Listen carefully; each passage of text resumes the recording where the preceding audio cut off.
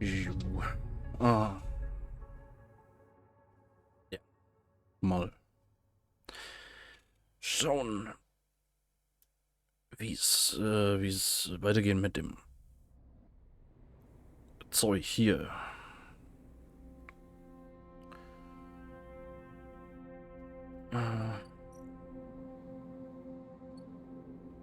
Ach stimmt, Peter war ja noch.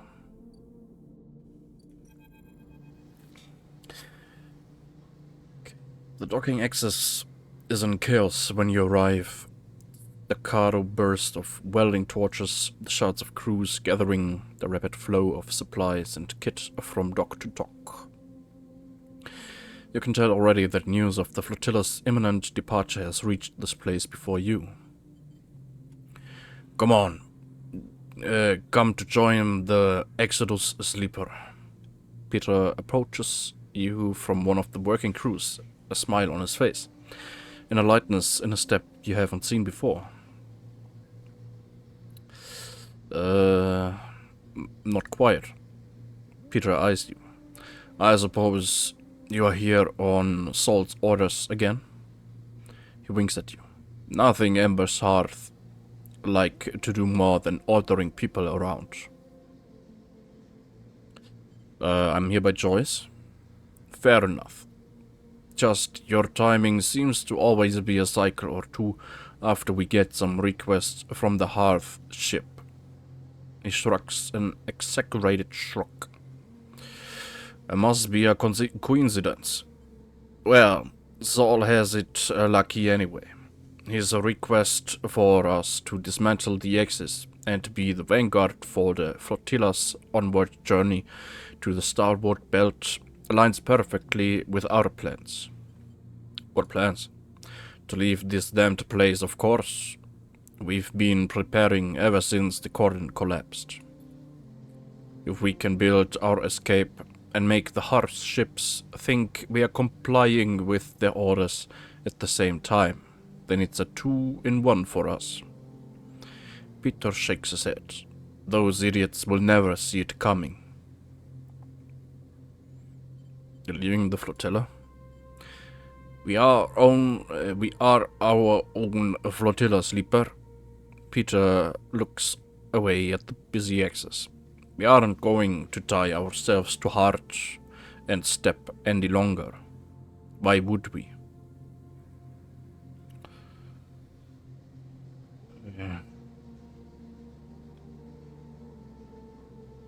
Stay silent. Peter looks down. Look, nothing against you or yours. Nothing against you or yours, sleeper. But we have to get out from under the shadow of step and song. And this is the time. Peter grimaces. We won't let the flux catch us again. Not a chance. And for the first time you see fear in his eyes. Want to help us make that leap? Grab a torch. Talk to a crew. You're welcome to it. Peter sniffs. Every person here is free to prove themselves.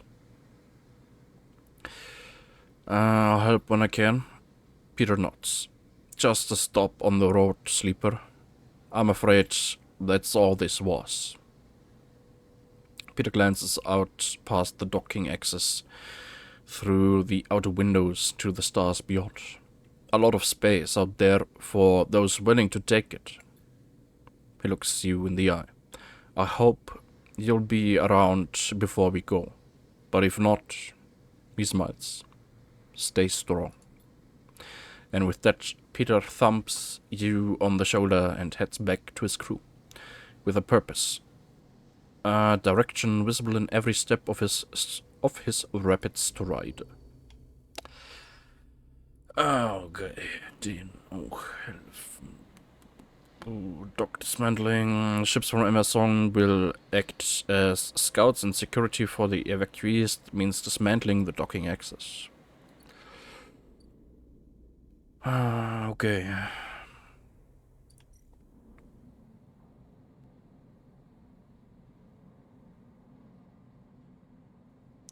Terminal flux, next flux event is coming and it can't be stopped. Soon your preparations complete, the better the outcome.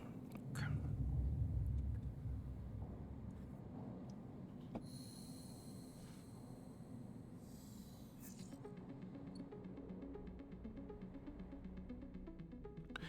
Na gut, dann helfen wir mal.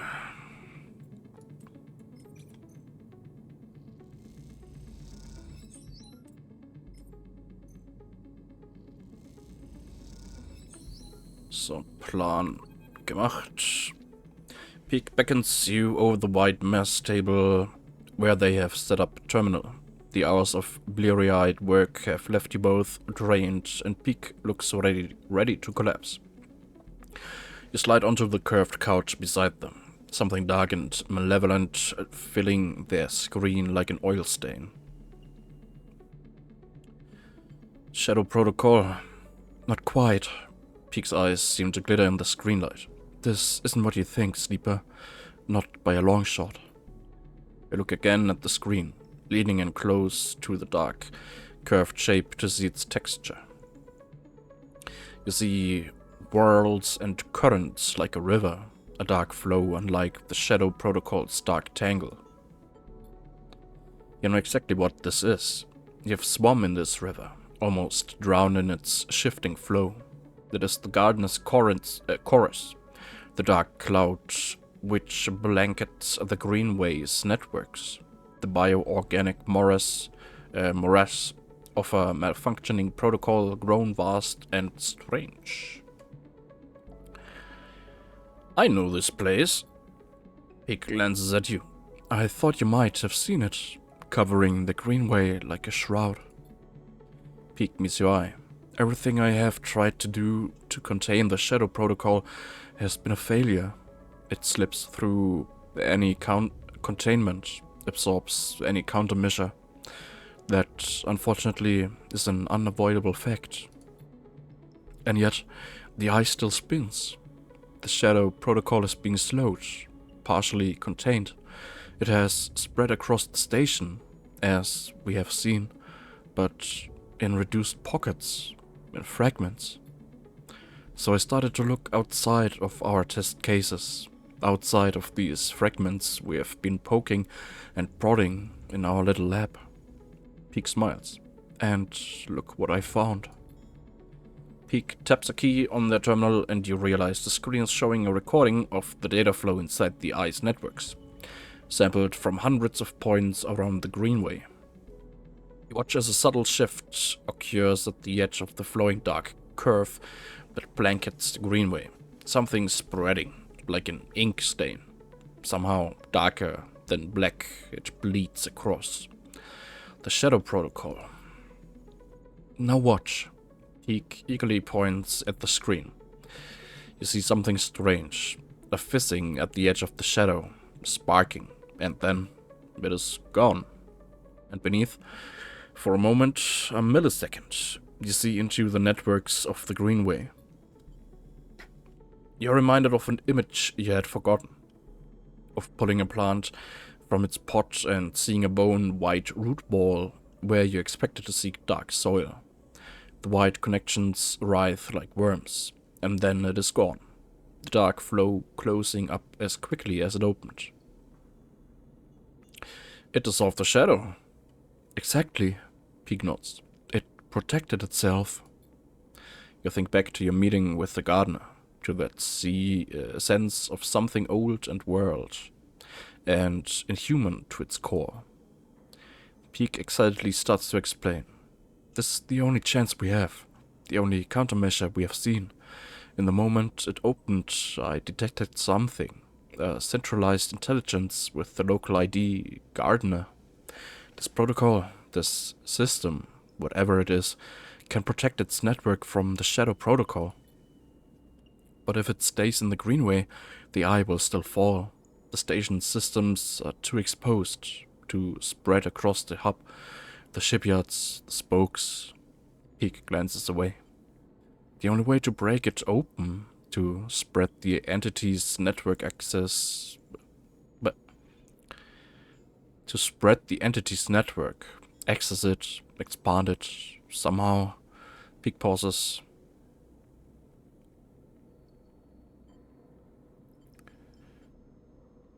Wanna let the gardener out? Peek stands up and walks away a little. They lean against the countertop. their heads hanging so low that their long hair touches the work surface. You hear them breathing deeply. I don't know, sleeper. They lift their head. I really don't know. It's a chance. Maybe. They shake their head. You know as well as Peak that this is it. You know it because over the past cycles you have run every simulation, every possibility you could think of, and still come up with nothing. You've stared a hole into your screen and dreamt of that black shadow creeping in at the edges of your vision. Peak recognizes the look in your eyes. The potent cocktail of resignation and anger. Let's say we do this. Peak begins eyeing you carefully. What do we need? They begin to answer their own question, thinking out loud. I suppose we'd need to do two things. Find a way to limit or control the gardener's spread, and then reconnect the greenway. Peak starts pacing. The idea is coming quickly now. Controlling the spread means preparing the station. Limit the gardener's network to key systems. We don't want it taking everything. We just need it to protect the station's core functionality. Then we need to reconnect the greenway, hook it back up to the main line of the network. Those systems we prepared, they should connect, and Gardener will spread along the paths we prepared. At least, that is my theory. Peak grimaces. But if we don't prepare correctly, the Gardener might not spread, or it might spread to everything. Peak closes their eyes, and after that, things might get worse. Can't be worse than a total collapse. Don't say it, sleeper. Peak sits back at the terminal and brings up a map of the eye. Rational control at the hub, life support at the free spoke, power routing at the Havenage shipyards. They step at the map with each one, marking them in red. Then there's the central core. As I understand, it is somewhere on the rim. I need to find it. They push the hair out of their face. We see the Gardener in all these places. Big pauses. But how are we going to do that?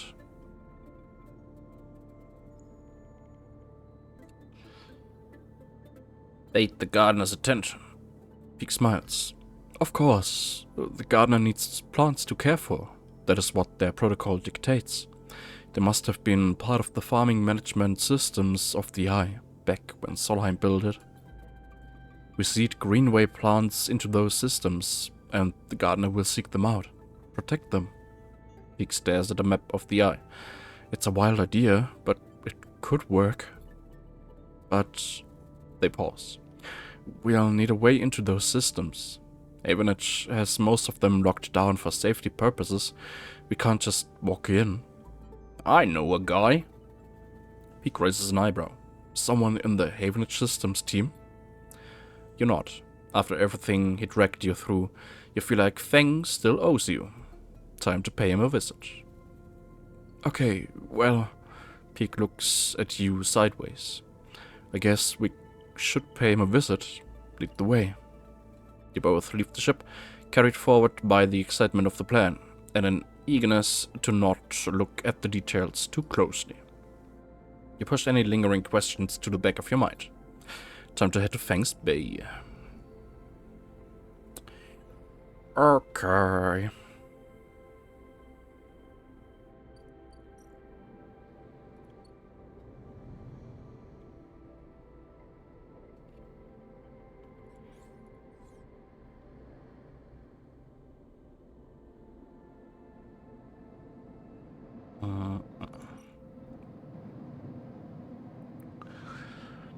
Fine Feng. Feng isn't in the bay, and no one in the offices upstairs seems to know where they are.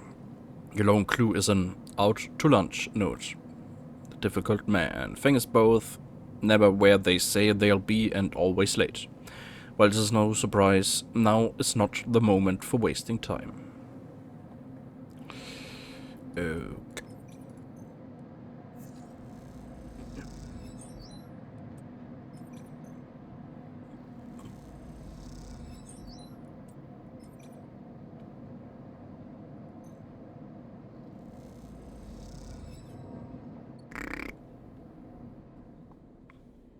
wenn es die Chance gibt, dass es fehlschlägt, dann passiert es irgendwie oft genug, dass es tatsächlich dann auch verkackt.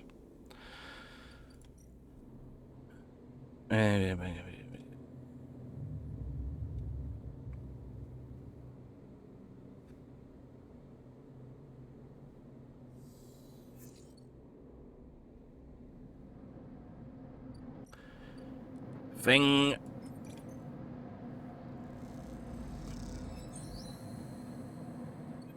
Okay. That's it. No more wasting time. Peek sighs and pulls out their slate. They crack open a box on the side of the base shutter and wire the slate to what's inside. Maybe your friend has a Havenage pass card or something inside. Peek shoots you a glance. Something they wouldn't mind if we borrow. Fine, but be quick. Peek nods without looking up. I'm going as quick as I can. After a few tense moments, the shutter jerks and begins grinding open, the noise making you jump. Let's get inside. Peek glances around. Quickly. You slip into the dark of the bay, punctuated by the blinking lights of Feng's piles of servers, somehow even more disordered than before. Peek makes a beeline for the desk at the center, scattered with tools and components. They flick on a lamp and stare at the mess. Are you sure this person can help us? Yes. They're interrupted by the sound of footsteps from the entrance. Someone has come in behind you. Peek freezes. I could swear I closed the shutter when I left. Feng leans on a stack of servers near the entrance. Must be getting forgetful. He grins at you. Where were you? Feng gives you a look. A hello would be nice, especially given that you and your... He glances at Peek. Accomplice seem to be busy rifling through my things. Feng raises an eyebrow. Thought you'd come rob an old friend? Is that the plan? We need your help. Feng nods. They hear about the flux. Peek nods, and is suddenly giving Feng their full attention. Feng smiles, pleased with himself. I guessed as much. I saw changes in the old system architectures almost immediately. Some of them have been running since the first days of the station, and so when I saw new patterns, shifts in logic, I knew something must have happened. These past cycles, I've been doing a total inventory of the core systems, from the hub to the rim. He grins. I'm surprised myself, to be honest. I didn't think I had it in me. Peek seems unamused. And what did you find? Feng sighs. That's the thing. There's something, all twisted up in systems and protocols, but every time I look at it, it disappears. Peek finishes. Feng turns to you. Do they always do that? Peek ignores him. It's a shadow protocol. It masks itself somehow, bedding into the gaps between the systems, in the negative space. It is slowly filling every system in the station, slowly taking over, and we need to stop it. You need to grant us access to all the core systems of the station. Rational control, life support. Feng holds up a hand. Whoa. Slow down there. I don't even know your name. Feng shakes his head. And you're asking for the keys to the castle? Can't be done. You can trust Peek. Feng pauses and glances between both of you. How long have you known this one, Sleeper? I know I owe you, but I also know that you trust too easily. Sorry to say it. Peek cuts in. I can vouch for myself. I came to the Eye on the run from the XPR colony Hawthorne, with the intent to keep running until we hit the starboard belt. But since I have been here, I've done everything in my power to protect this place.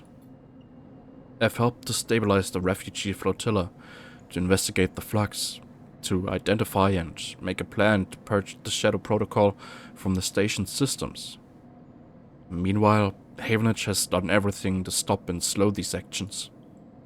I've proven myself as a friend to the people of the station, not the administration.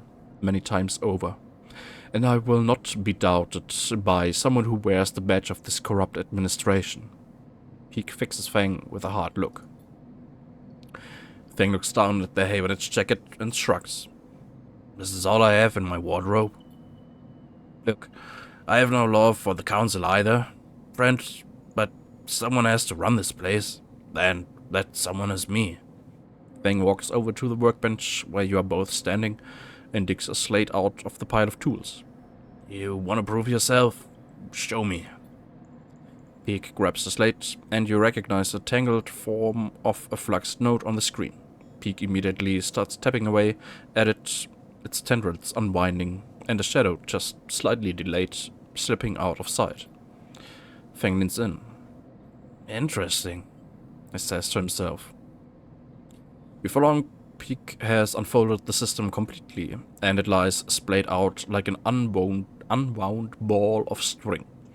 At the center, with nowhere left to hide, is the dark stain of the Shadow Protocol, visible for all to see. What now? Fang asks, his eyes fixed on the screen. How do you kill it? Let Peak answer. There's one entity on the station that we have seen perching the shadow. The gardener. Fang frowns. Who's that? Some Greenway hacker? Peak glances at you. More like an avatar of the Greenway itself. You explain the gardener to Fang. The feeling of descending into the flowing river of consciousness says. You explain the networked chorus, the non-human collective of voices. You tell him of the farming AI's offer to you to be networked into the chorus, dissolved in its flow. Then you explain that by granting it access to the AI's major networks, you hope to reinforce them. Fang is silent for a moment. And you want to let this thing out? He shakes his head. That's the kind of stupid plan I'd dream up. He pauses. I like it. He smiles. This place is rammed with weird protocols and forgotten intelligences. Anyway, what's one more ghost in the machine? We'd try to limit it, of course, Peak explains. That's why we want your help to access the AI's major systems, to seed some of the gardener's spores into them, to draw the gardener's focus to those places. Fang whistles. So the way we save the eye is by growing mushrooms in all the server stacks? It glances at you. Sleeper, congratulations. You found someone weirder than you. Peak goes to argue, but Fang holds up a hand. In it is an All Systems Havenage pass card with his picture on it. Take it, before I change my mind. Thank you. Don't mention it. Fang gives you a look. In all honesty, Sleeper, I was on my way back here to start tearing the place down. The Shadow Protocol had me spooked, so if you're telling me you have figured a way we might fight it... He looks at Peak. No matter how crazy. Then I'm glad to help. He smiles a tight smile. Come with us. Oh, Sleeper. He looks away. I have to keep on with my work here. Strengthen those systems, back up the data. The worst comes to the worst, I'll need to rebuild. I won't let this place die. The last pieces of my parents are here, among the data. Goodbye, Fang. Fang embraces you firmly. Stay safe, Sleeper. You take the cart and leave the bay with Peak. Once you're outside, they stop you. We should split up. Peak looks worried. We've wasted enough time as it is. Head to the facilities in the hub, the free spoke and the far side of the shipyard. Seat the gardener there. I'm going to go find the core control center that's somewhere on the rim. They hold up the slate. I'll send you a message on your slate when I have something. Good luck. They squeeze your shoulder and you exchange fearful looks. You know, deep down, that Peak isn't sure this will work, but they have decided to act, to move with confidence, and for that confidence you are very thankful. Okay. Implanting greenway spores into the system here should bait the gardener into extending their protection to this vital system. Systems seeded. To have any hope of controlling or limiting gardener's spread, core systems of the eye need to be seeded.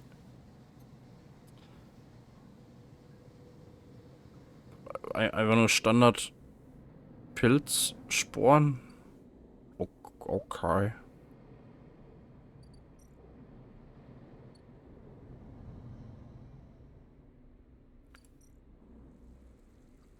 Du.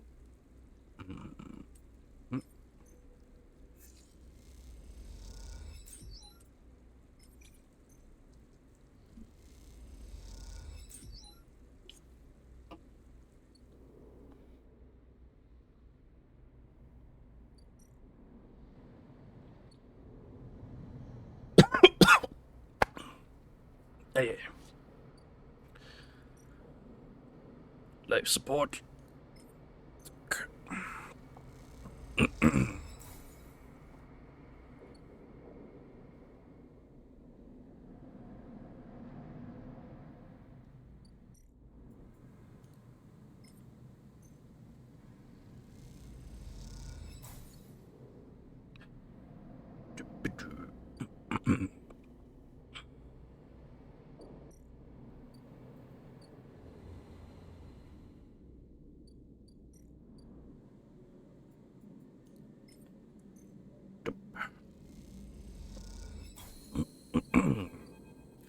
Okay.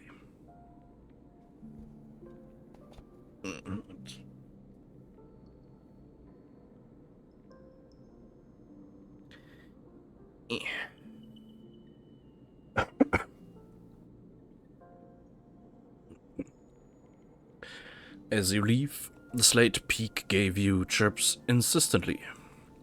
You check and see a message. Found a possible entry to the core facility in the low end. Meet me here, ASAP.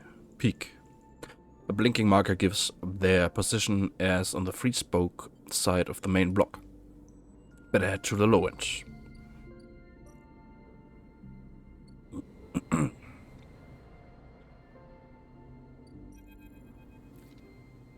You arrive at the coordinates given by Peak's slate.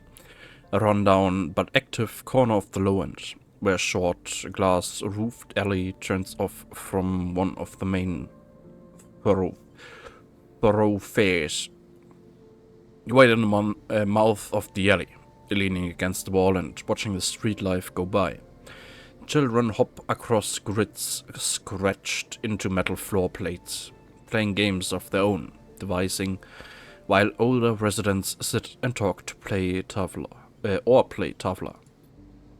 is hard to believe that all this is at threat. It seems so concrete, so real. How can some intangible protocol erase all this? As you're watching, a voice calls out to you from one of the tavla tables set up along the way. You move a little closer and recognize the sitting player immediately. Caster sits tavla pieces and a board ready in front of him, smiling at you. Sleeper, my partner has not arrived for our usual game. Come, please, take a place. He beckons you over, standing and nudging you to sit down with him. A rematch is in order. You owe me a game. Almost immediately, Caster begins the game. Everyone on the eye knows how to play tavla. The methodical movement of the counters across their triangular points are ready fit for the rhythm of life on the ramshackle space station. Most games begin in the same way, with each player moving with independence, focused only on achieving their optimal early game setup. But there's a moment in each game where it becomes necessary to notice the other player, to anticipate the crossing of the counters across the board. A point of contact, when routine becomes negotiation, and negotiation becomes conflict. As this moment arrives, this subtle shift in the texture of the interaction, Caster begins to speak. I find myself surprised by you continually, sleeper. He looks over his glasses at you. The way you conduct yourself, for example, suggests an anxious refrain, a defensive, protective quality. But in your Tavla game, he pauses to move a counter. I see only risk. Have you been watching me? Guess sighs. Let's not be paranoid. You're aware of my interest in you, are you not? Risk is the only cause necessary to play Tavla. There is, of course. To move a piece is to expose it, but it should be done with calculation, with proper analysis. Then, if the piece is taken, Kester moves the counter, taking one of yours with a practiced swap, placing it beside the board. It is already accounted for. But you move forward with abandon, as if risk was just a secondary effect of action, a consequence, not its primary guide. He gestures for you to take your turn. Of course. I play my way. He smiles. Indeed, indeed. That is all I seek. You move your piece. This locks you into being reactive, if you don't mind me saying so. You are responding, which means you are being led. He leans back to consider the board. This place, it mirrors your sleeper. It is a place, it is also reactive. It was born from a crisis, the collapse of Solheim. And ever since, it has been reacting without any central guiding principle. No analysis, no calculation. Just look at our refugee crisis, for example.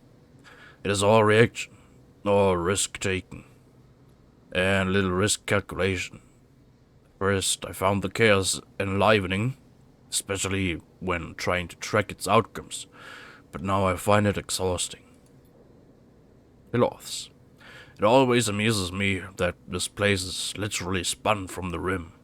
Below this very stack of habitation blocks is the most important control facility on the Eye.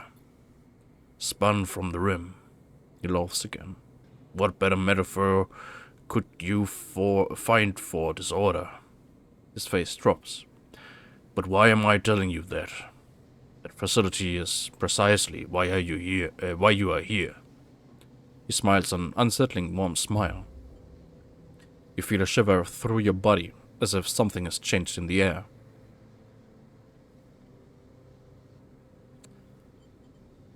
What is this? No words come out of your mouth. You feel removed from yourself, watching from behind a frosted glass. Your eyes start side to side. Inertia sets in. Kester is still smiling. The risk you're planning to take here, sleeper, is not yours to take. Kester's tone is unshifted. He speaks as if this is still some casual conversation between passing acquaintances. You're leaping towards a chaotic outcome with no respect for risk. You see, calculating outcomes, that's my specialty. That's why I'm here. I was hired as a conduit for risk, as a collector of data that might pertain to its arrival. He removes his glasses to clean them, and you see something flicker across their surface, a shimmering stream of characters. The system, this station, is already theirs. Solheim's collapse meant a corporate fire sale. Assets changed hands. My employers, said its debt, bought out the entire system, and for the past decades have been its one valid owner. He polishes his glasses diligently. But it possesses this system, the H1 system. He pauses. Helion, to you. Well, that is a matter of risk. Of course, much force. How much cost? Of how much force? How much cost? How much conflict a clearance would take? He replaces his glasses. That risk must be calculated against a favorable outcome. In short, how much is this place worth to us? For a long time, the answer was nothing. Each one could offer nothing that would warrant the risk, but the markets change, the demands shift, and then instead, we analyze, we follow, we respond. He puts his glasses back on his face. Each one is about to become the most important system in this part of the galaxy. He glances around. The lone Khan channel, operating within range of 7 or so newly surveyed resource-rich systems. The frontier town that feeds the gold rush, so to speak. So here we are, re-evaluating the risk, reclaiming our property, starting up the Khan channel, and clearing the way for what comes next. Sits back, looking at the board. It gestures. Your move.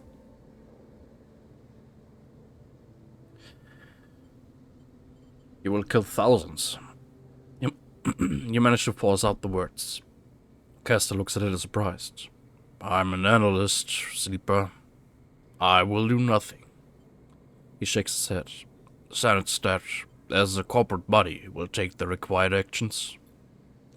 Of course, I do not need to explain myself to you, but in the role as an analyst, in my calculations, I see great promise in you, in your ability to enter systems, to shift them from to your will.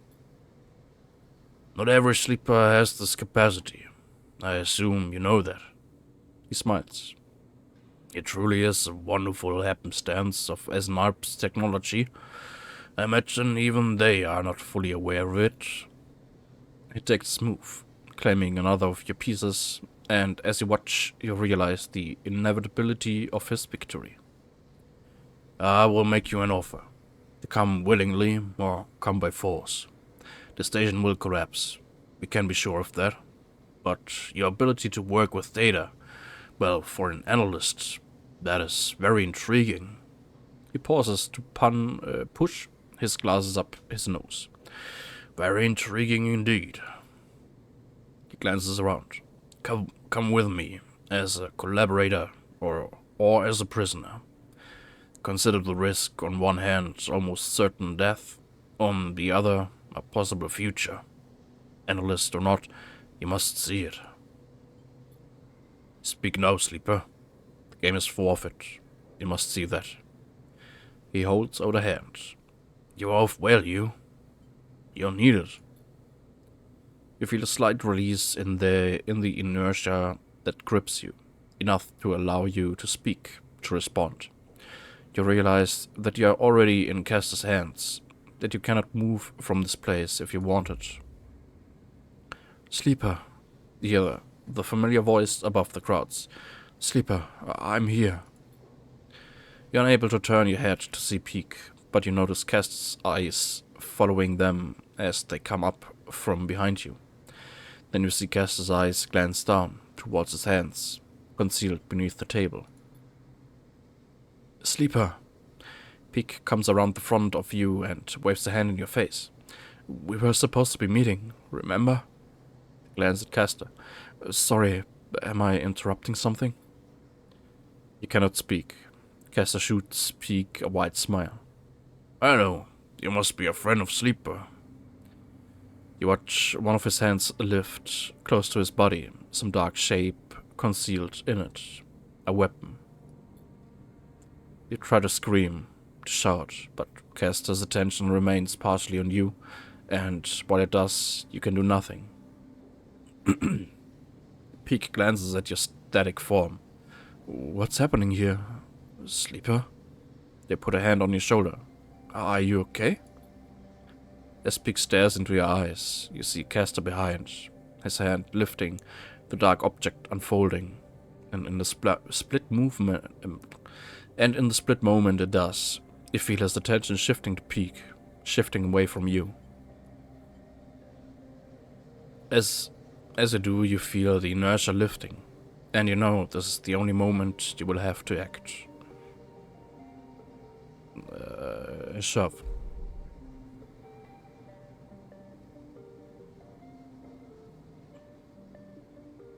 You lurch forward wildly, like a sprung trap. Your heart strikes Peak's chest.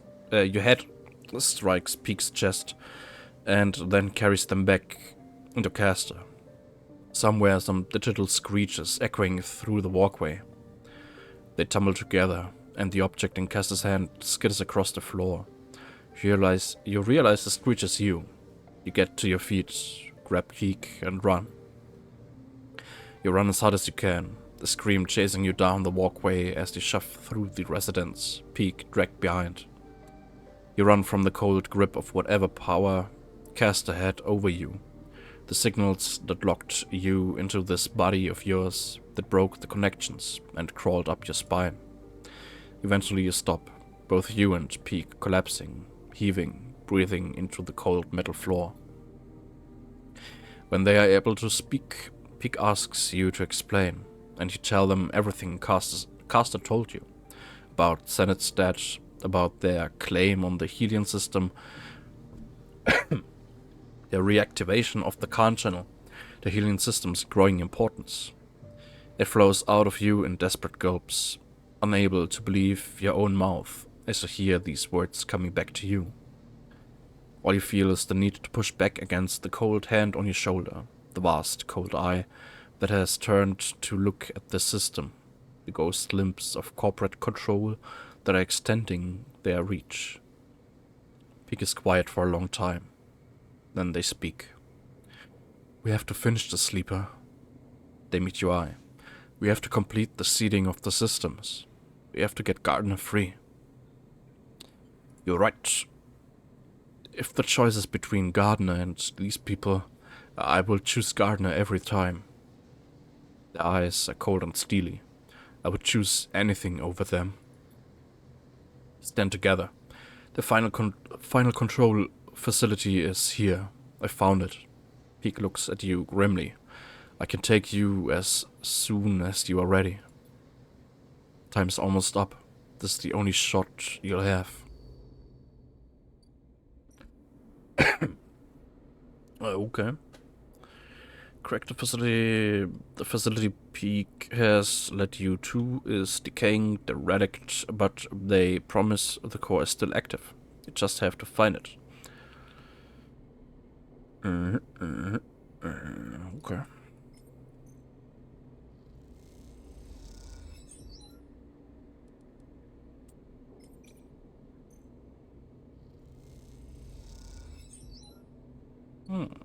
Nice.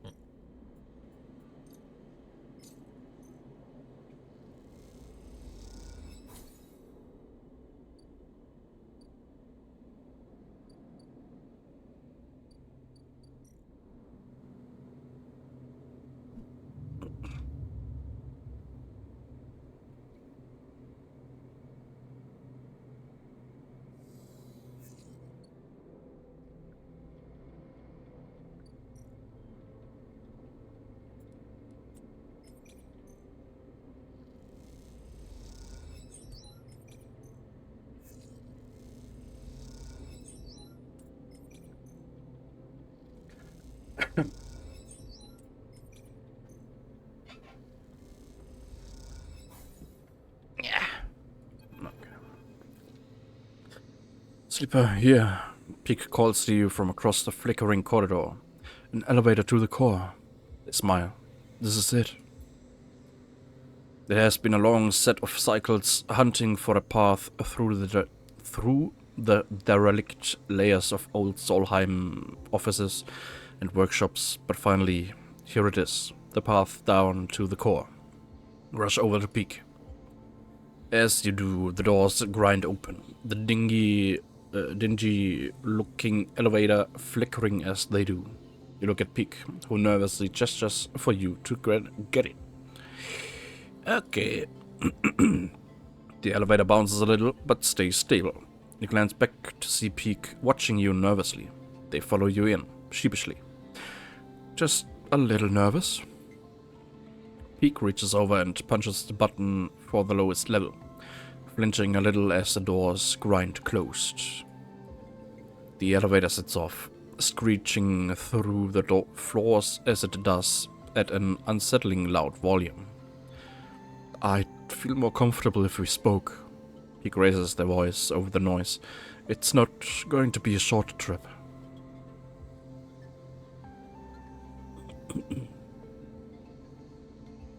How's Ash? Pig pauses. I was thinking more like small talk. Elevator talk. They sigh. She is packing. They rub their eyes.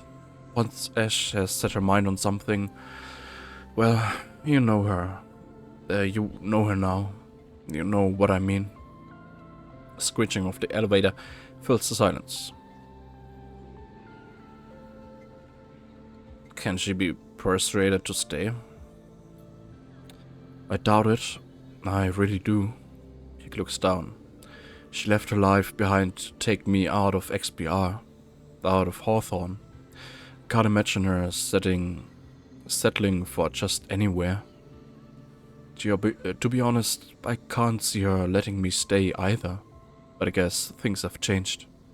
Back then at Hawthorne, I wasn't in a place to know what to do. I was desperate. I was ready to run. But now...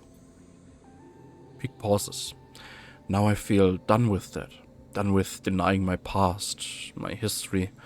If I ever want to feel complete, to feel settled, don't I need to somehow resolve the person I was with the person I am now? Pig goes quiet, and you do too. There are too many possible questions, too many possibilities before you. It just seems easier to get on with the task at hand and leave the consequences for later. The elevator screams to a stop, and the doors ping open with a strangely cheerful beep. You glance at Pig. Time to move on. They both walk out into an atrium, still lit by some ragged-looking light panels on the ceiling, once simulating a summer sky, now degraded into a flickering blue and white tapestry of glitches. Pig crosses quickly, making a beeline for the large doors on the far side, where you can make out a fading sign in massive peeling letters, Central Control. You follow, helping them lever open the partially powered doors until the motors kick in and they spring to life, thudding open. You and Pig tumbled through, across the damp metal. As you stand, you're greeted by flickering lights, thousands of them. A vast cylindrical stack of servers, processors, and transmitters dominates the center of the room, its flickering LEDs reflected in the scattered puddles that surround it. Despite the decay, the warped panels and water leaks, it is still running, just as it has for decades and decades, since the station was first spun up. You wonder how long it has been since anyone has been in this room. You exchange wide-eyed looks with Pig. This place is a still living piece of history. What now? Pig takes a handful of mulch out from a small bag. It glitters with spores. Now we seed this place. They cross to the server and start packing the mulch deep into the machinery, pushing fistfuls deep into gaps in the paneling, laying it across hardware. As you watch them doing this, you feel a tug, a thread pulling at you. You approach the vast piece of cylindrical hardware that Pig is stuffing mulch into. You run your hands across its plated metal surface and watch the lights blink in response. As you pass, you hear whirring, like a physical disk drive starting up. Listen. The whirring shifts alternating, speeding up, slowing down, and as you listen, you hear it modulate into a voice. Sleeper, you freeze. You are here. For a moment you are afraid, but something in the tonality of the voice is familiar. Navigator. Another drive spins up, and another, giving the voice a richer, multitonal sound. I had forgotten what it felt like to speak like this. The drives skip. There's a certain quality to it, a certain physicality. What are you doing here? The drives squawk in unison. Did you imagine the flux, the shadow protocol, that they were just a problem for the people of the station? A high whirring begins. They are all the more dangerous to us. I have been in hiding once more, jumping from network to network to avoid the shadow as it eats up nodes. A low rumble. I had thought my hiding days were done. For the moment, I have found myself a safe haven here in the core. The shadow has yet to breach this facility, although that is a temporary state of affairs. The rumble stops. My predictions do not point to good outcomes. That's why we are here. They explain to Navigator about Peak's plan, about Gardner's resistance to the shadow, and how by seeding key systems you will protect them from its advance. The drives hum thoughtfully as they speak. A desperate plan, the drives were, but appropriate given the probability of total collapse. I am not sure what will be worse for us, hiding from the erasure of the Shadow Protocol or the assimilation of Gardner. Drives pause to reset. But we owe you our freedom. I will do what I can to guide the Gardner into the systems you have seeded. A pause. It is correct to do so. Thank you. The drives squeak in affirmation. You have notable persistence, Sleeper. Even with such poor probabilities of success, I will be curious to see the outcome. The drives squeal, the motors giving out. This cannot be sustained much longer. Good luck. Final squeak of affirmation, and then the drives skitter and slow to a halt. You step back from the towering cylinder, staring at this vast piece of solemn hardware. This whole place is built from ghosts, you think, from old protocols and company hardware, from engines that drove decades of corporate expansion. Is the eye proof that they can be shifted, bent, forced into new configurations that allow for new ways of living, or is its inevitable collapse proof that these engines of expansion can never be anything other than a corrupt foundation? It seems to depend on who you ask. Done. Peak's shout breaks your line of thought. Heat and damp should help the spores germinate quickly. If we are lucky, there's enough time for some growth before we reconnect the Greenway. They glance at you. That's it. All the facilities seeded. They sigh. We either just ensured the eye's survival or stuffed a whole lot of soil into one of its most important computers. They laugh weakly. Shall we go? They start to head back towards the doors and the elevator beyond. Take one last look.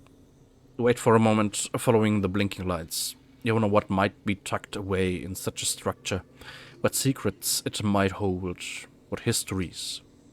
It's an intriguing prospect, but while you watch the lights, you realize something. If the eye is to become anything more than an offshoot, a temporary structure, it must form its own history, its own stories, stronger than anything that came before. Unlocking these Solheim secrets won't do that, but the persistence, the stubborn drive to survive that is in the veins of every person in this place, that will. And that is what you're trying to save. You turn your back on the core and follow Peak back into the elevator. As I ride the car back up, Peak raises their voice over the screeching. I'm going to the Founder's Gap to finalize the connection. The moment I'm ready, I'll let you know, and we let the gardener out. Sooner the better. Peak furrows their brow. If we wait until the final cycle, it'll be too late. If you want to help speed things up, go work with the flotilla. We can't make the connection until we know they are ready to go. Peak swallows. Unleashing Gardner could affect them too, if we aren't careful. This will work. Peak nods, opens their mouth to speak, and closes it again.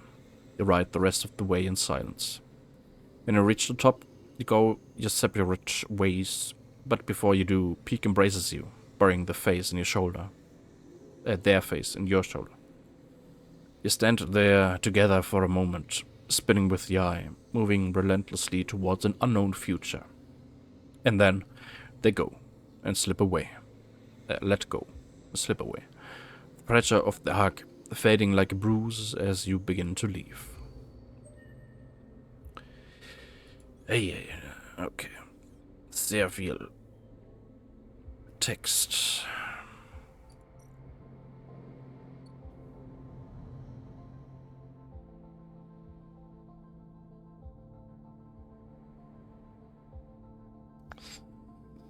Okay, also den Leuten hier helfen.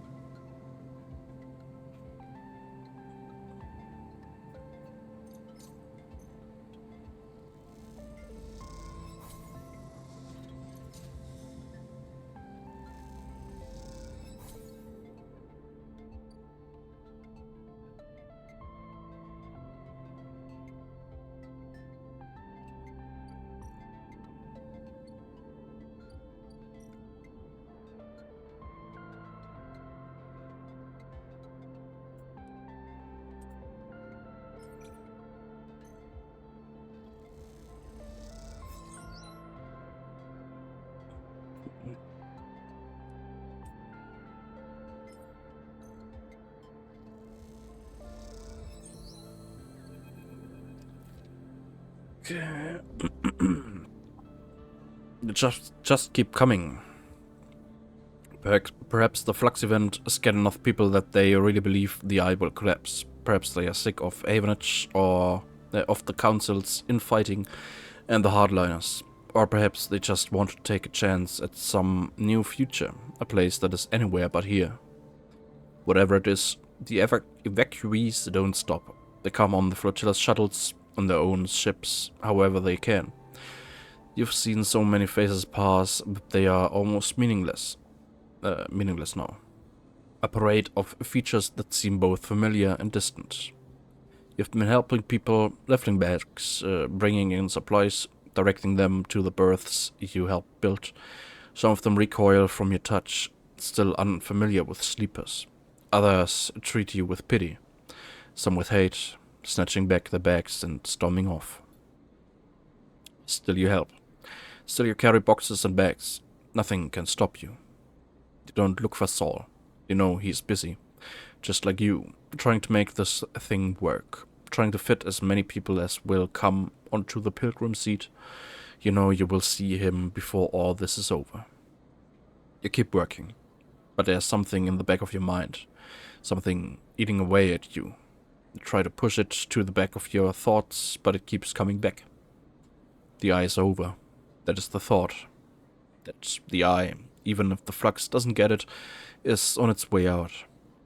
How can it survive when these floods of people are leaving it behind? It's a thought that troubles you, because it makes you question why you have held on here so long, in a place that seems so temporary for so many people.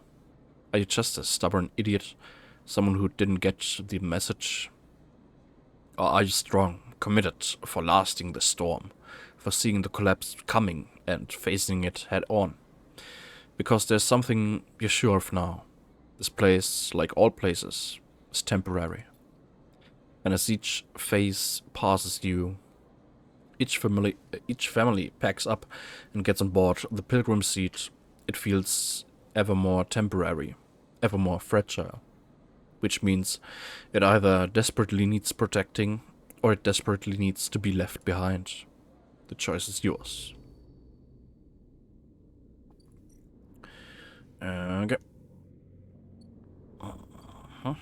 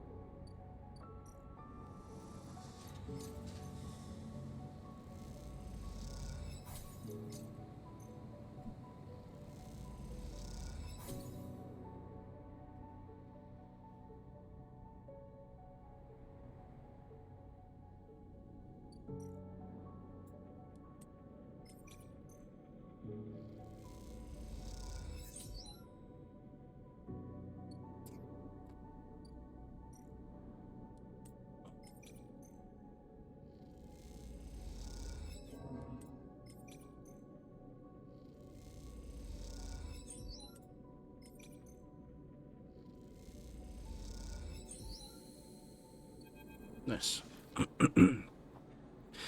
You sit in one corner of the dust house and inspect your work. This dust house, the one where plants from the greenway and some of the steppe species intermingle, has become your favorite. The moss and dust sharing the space in curving terraces. The pale knots of steppe silk, freckled with yellowing lichel symbiotes. It is a hypnotic arrangement.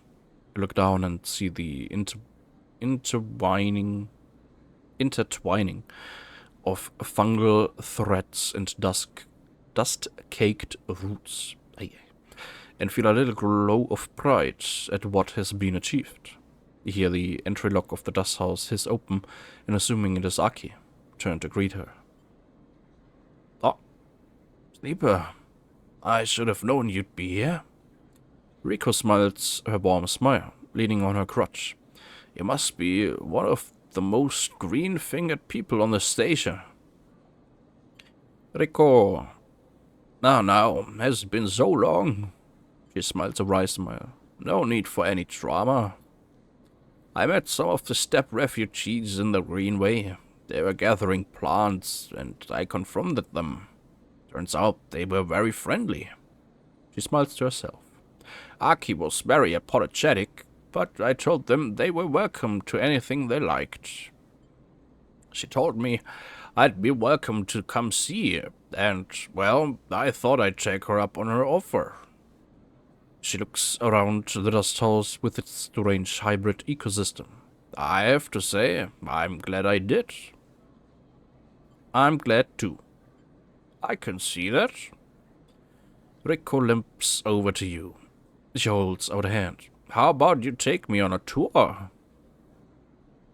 You take Rico's hand and walk her across the hybrid dust house. You show her how the step silk knots help provide a strong base for fungal and glycal growth, and how the dust mixes with the spores. You show her the different species of step tubers and the way they feed the soil with nutrients that help herbaceous greenway plants thrive. She nods along, her eyes bright with ideas. She stops after a while and gestures for you to sit down. I know something is happening with the eye, Sleeper. She looks up at the plants. We all felt the fluxy wind hit, and everyone is talking about what's next. I came out here to figure something out, to understand what I might do about it all. Glance at her and see the glossiness in her eyes. And I think I have decided. What you have done here, what Aki and the other steppe refugees have done here, is incredible. A whole new ecosystem built from the strange, artificial, changed remains of two worlds. But I'm not of two worlds. I am of the eye. A tear runs down her cheek. Like it or not, I'm entwined with the station. I'm old growth. I don't have that much time anymore, and it seems to accelerate with every cycle. She frowns. It blurs together, separates, overlaps, comes back to me in strange ways. The time I do have, that's time I want to spend on the eye, in the green way, watching things grow. Wipes a cheek. One day, I'll lie in those fields and not get back up. She smiles. The tear tracks down both cheeks. And when the green takes me, I'll be so glad. I'll miss you. Rico smiles. The feeling is mutual, Sleeper. She wipes her eyes and turns to you. But that's enough of me blubbering on about it. She furrows a brow. What I want to know is what you are planning. I don't know.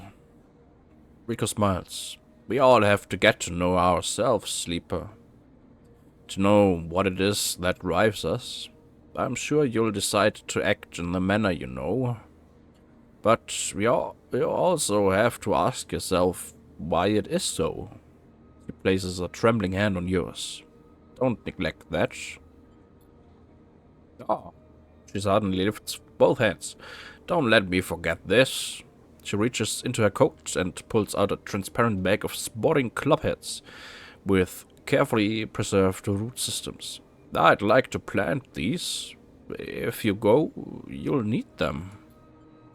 She looks down at her feet. And if you don't, well, maybe another sleeper will benefit. She frowns. I can offer that at least. Thank you. She nods. Don't thank me. These are yours by right. Rico stands and limps over to a pile of mulch. She delicately takes the club heads out and beds them into the soil there, with precise, expert hands. You should go, Sleeper. I'll be a while. She calls back, not looking away from the job at hand. See you around. She says it casually, but there's a note of finality to her speech.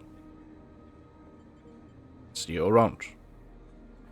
You turn and leave the dust house, cycling through the protective lock, back into the cool quiet of the ship.